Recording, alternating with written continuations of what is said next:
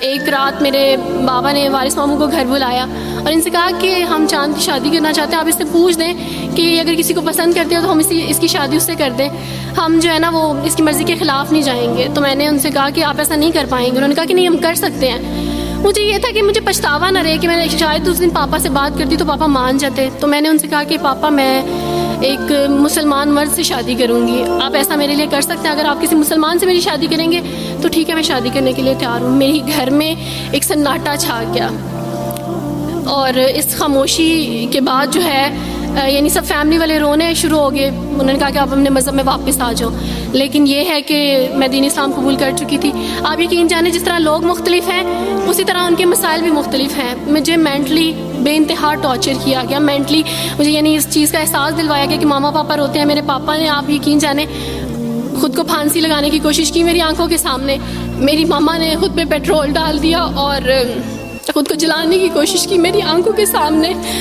اور میں اپنے روم میں بیٹھی یہ کہتی تھی کہ اللہ اگر میں حق پہ ہوں نا تو میری فیملی کو کچھ نہیں ہونا چاہیے. پھر بہرحال مجھے میری فیملی سے نکال دیا گیا یہ اس ڈر سے کہ میری وجہ سے دوسرے بہن بھائی بھی اس راہ پہ نہ چلے جائیں. اور وارث ماموں کو بلا کے مجھے گھر بھیج دیا گیا, ان کے گھر بھیج دیا گیا. جب میں گھر سے آ رہی تھی تو وارث ماموں نے کہا کہ بیٹی اگر آپ کا کوئی سامان ہے تو آپ لے لیں. تو میں نے ان سے کہا کہ اس گھر سے صرف ایک ہی چیز میرے ساتھ جا رہی ہے اور وہ ہے میرا نام جو ماما پاپا نے مجھے دیا تھا. میں چاند رات پہ پیدا ہوئی تھی اس لیے انہوں نے میرا نام چندہ رکھا تھا. بس وہ نام لے کے آئی. آپ یقین کریں ہمیں کہا جاتا ہے جبرن اسلام قبول کیا جاتا ہے. اسلام قبول کرنے کے بعد وہ جبر کیا جاتا ہے کہ آپ سوچ بھی نہیں سکتے. آپ کو اپنے ماں باپ سے ہی ملنے نہیں دیا جاتا, آپ کو اپنے ہی چھوٹے بہن بھائیوں کے پاس نہیں جانے دیا جاتا. آپ ہاسپٹل میں تھی ڈیلیوری کے ٹائم. آپ یقین جانے میرے پاس کوئی بھی نہیں تھا جو مجھے بیڈ سے اٹھا کے بٹھا سکتا. ایسے موقع پہ مجھے اپنے اپنوں کی ضرورت تھی لیکن میرے اپنوں کے جبر نے میری ماما کو مجھ سے دور رکھا, میرے بہن بھائیوں کو.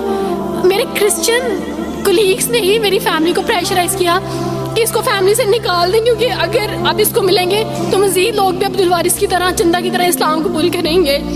میں نا ہاسپٹل میں لوگوں سے کہتی تھی کہ مجھے بیڈ سے اٹھا کے بٹھا دیں, سیزیرین کے بعد میں اٹھ نہیں سکتی, میرا بیبی رو رہا ہے, کوئی مجھے بیبی پکڑا سکتا ہے. آئیڈیا ہی نہیں تھا ہاسپٹل میں کیا کیا لے کے جاتے ہیں. میرے پاس ایک ایسا دوپٹہ نہیں تھا جو میں چینج کر سکتی. ایسے موقعوں پہ آپ یقین جانے آزمائش اور جبر اسلام قبول کرنے کے بعد ملتا ہے.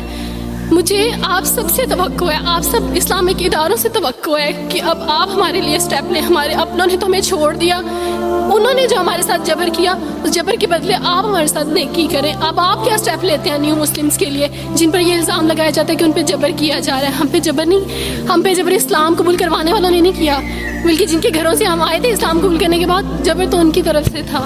کبھی کٹے بیٹھ کے روئیں گے.